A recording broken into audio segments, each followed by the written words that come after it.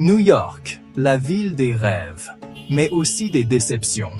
Aujourd'hui, nous allons écouter l'histoire de Rachid, un homme venu du Burkina Faso, dont le rêve américain s'est transformé en cauchemar. New York, la ville qui ne dort jamais. La ville des lumières, des rêves et des opportunités. Mais derrière les façades brillantes et les tours de verre, il y a des histoires de personnes qui ont tout laissé derrière elles pour venir chercher un meilleur avenir. Rachid est l'un d'eux. Originaire du Burkina Faso, il est venu aux États-Unis avec l'espoir de trouver un meilleur avenir pour lui et sa famille. Il a travaillé dur, économisé chaque centime et a finalement pu faire venir sa fiancée. Ils ont commencé une nouvelle vie ensemble, plein d'espoir et de rêves. Mais petit à petit, les choses ont commencé à se gâter. Les déceptions, les difficultés et les trahisons ont pris le dessus. Aujourd'hui, Rachid nous raconte son histoire. Une histoire de rêves brisés, de déception et de trahison.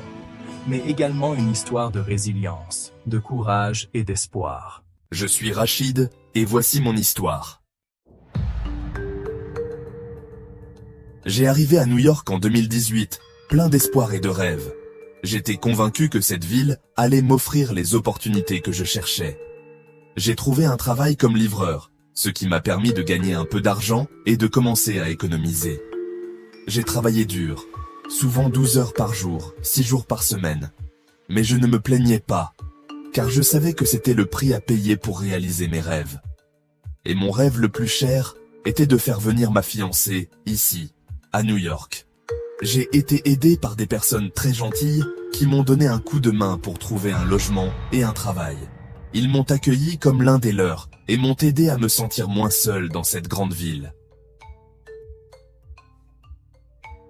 J'ai travaillé dur pour économiser de l'argent et faire venir ma fiancée. Nous avons fait le mariage traditionnel avant qu'elle ne vienne à New York. C'était un moment très spécial pour nous deux, et je me souviens encore de la joie que j'ai ressentie ce jour-là. J'ai pris un appartement pour nous deux, et j'étais très heureux de la voir arriver. Je me souviens encore de la première fois que je l'ai vue descendre de l'avion, avec son grand sourire et ses yeux brillants. C'était comme si tout mon monde s'était arrêté dans cet instant. Mais après quelques mois, les choses ont commencé à se gâter. Ma fiancée n'a pas trouvé de travail, et elle a commencé à travailler dans un salon de coiffure. Au début, je pensais que c'était une bonne idée, qu'elle pourrait ainsi gagner un peu d'argent et se sentir utile. Mais petit à petit, j'ai commencé à remarquer des changements en elle. Elle a changé de comportement et est devenue de plus en plus distante. Elle ne voulait plus passer de temps avec moi, ne voulait plus discuter de nos projets d'avenir. J'ai essayé de lui parler, mais elle ne voulait pas écouter. Elle me disait que j'étais trop possessif, que je l'étouffais, mais je ne comprenais pas pourquoi elle changeait ainsi. Les conflits ont escaladé, et elle a fini par appeler la police pour me faire expulser de l'appartement. J'étais choqué. Je ne comprenais pas pourquoi elle en était arrivée là. Je pensais que nous aimions encore, que nous pouvions résoudre nos problèmes ensemble.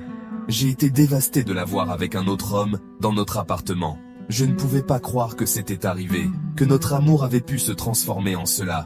J'ai fait 2 mois sans travailler, je ne pouvais pas me lever le matin, je ne pouvais pas dormir la nuit.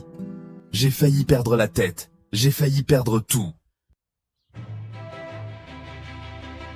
Mais j'ai compris que je devais tourner la page pour ne pas sombrer. J'ai recommencé à travailler et j'ai essayé de reconstruire ma vie. J'ai appris que la prudence est nécessaire dans les relations amoureuses, surtout à l'étranger.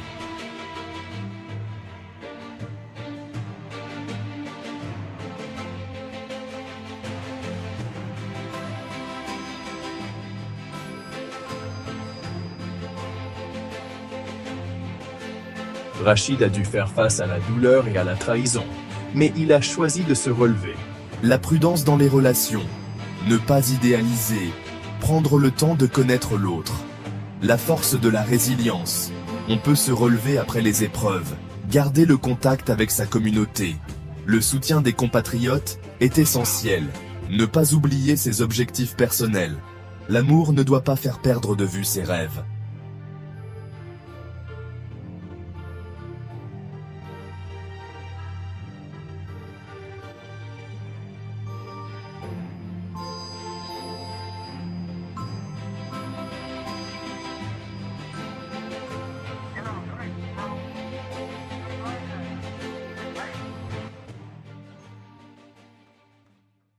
Et enfin, j'ai appris que la résilience est la clé pour se relever après les épreuves.